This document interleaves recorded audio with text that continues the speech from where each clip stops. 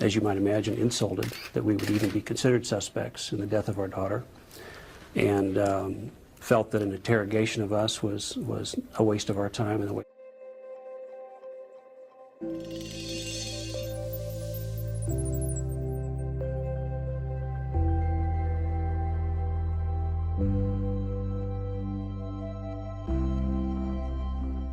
Back then, it was a waste of John Ramsey's time to go down to the police station.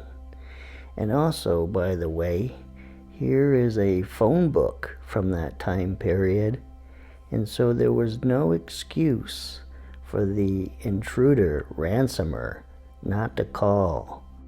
Here's the listing: John B. and Patsy, 755 15th Street, and the phone number 442-1376. Now this episode is a little cynical of John Ramsey's innocence, so I'm just going to present 3 or 4 issues about this case. So let a waste of our time episode begin. Patsy called 911, not John. I think I know why Patsy said "what" when the 911 operator asked her, "Does it say who took her?" I think Patsy was taken back that the 911 operator already knew that Patsy was trying to cover up this crime. That's why she says "what," in my opinion. Listen. Does it say who took her? What? Does it say who took her? I don't know. There's a ransom note here. Patsy's thinking, does it say who took her? Of course the ransom note can't say who took her. Then Patsy said, I don't know, because she didn't know what to say. Then she changed the subject. I spoke with Mr. and Miss Ramsey while Bert continued to sleep. Miss Ramsey told me that she had gone into JonBenet's room at about 545 hours to wake her in preparation for a short trip the family was to take later that day. She found JonBenet's room empty and then discovered the note as she walked down the stairs. She immediately called police. So reading this, it seems like Patsy was the only one involved in this. She saw JonBenet's room empty. She went downstairs and noticed the ransom note, and then she immediately called the police. Nothing about John Ramsey in her first statement to the police. Ransom note or fake ransom note? Here is a look at a real ransom note during the attempted kidnapping of Adolf Kors in 1960. So here's a side-by-side look at a real ransom note on the left and then a possible real ransom note on the right. So I thought we would compare the two and see if we notice anything different about the two. Both ransom notes tell the reader not to call the police or the FBI. So there's a similarity between the ransom notes. The Kors ransom note is absolute. Call the police, he dies. Cooperate, he lives. In the JonBenet ransom note, you get a percentage. 99% chance she dies. 100% chance she lives if you cooperate. In the Kors ransom note, it's an even $500,000 ransom. In JonBenet's ransom note, it's $118,000. In the Kors ransom note, the bills are to be used, non-consecutive, unrecorded, and unmarked. In the Ramsey ransom note, they're not to be marked or tampered with. In the Coors ransom note, the money is to be placed in a suitcase. In the JonBenet ransom note, it's to go in an attaché. Both ransom notes have the words delivery and instructions in the text of the note.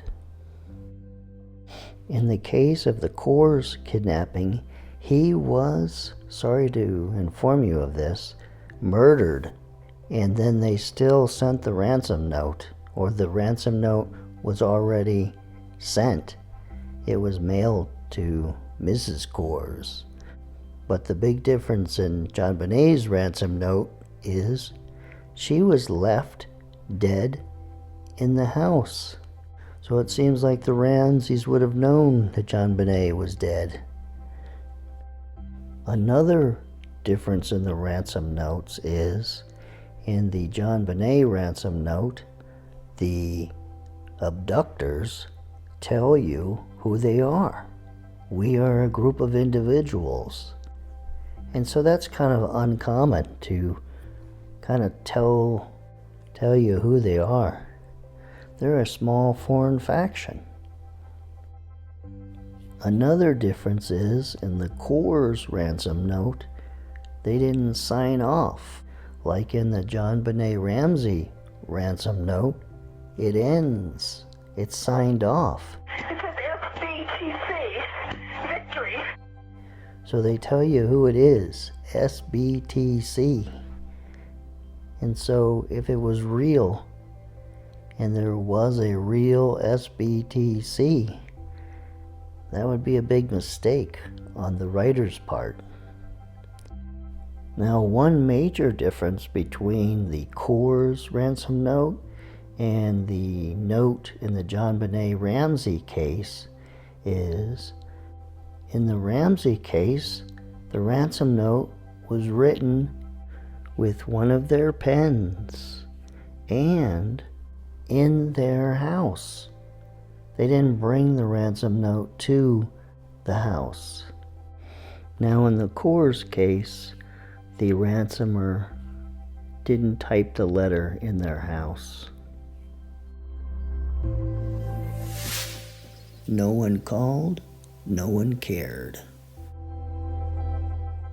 They had a ransom note that said that the kidnapper would call between 8 and 10 a.m. 10 a.m. struck, and no call had come in. And according to Detective Linda Arndt, no one in the house made any obvious comment to me that it was after 10 a.m. and the suspect kidnappers had not called. You would think that John would be terribly upset that no one called by the deadline, especially after raising the ransom money, tapping the phone, putting a recording device on the phone every time that someone called, and taking notes on what to say to the kidnapper when he called. And yet, at 10 a.m., when the time had expired, no one said anything about, oh no, will they ever call? Window well or not so well? Now here's a photograph of the grating above the window well. And then here's a more close-up look at it. And so an intruder would have had to pick up that grating and move it to the side. And then he would enter the Ramsey house through the window well and through this window. But the problem is this photograph right here.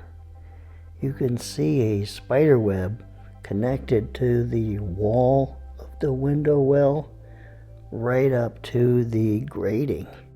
So could a spider put this web here in such a short period of time after an intruder had entered the Ramsey's house that night?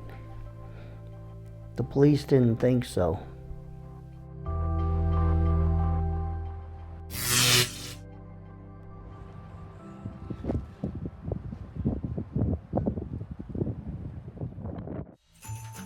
Well, this ends this episode of Unsolved, and I'll see you tomorrow night with a Zodiac Killer Case episode.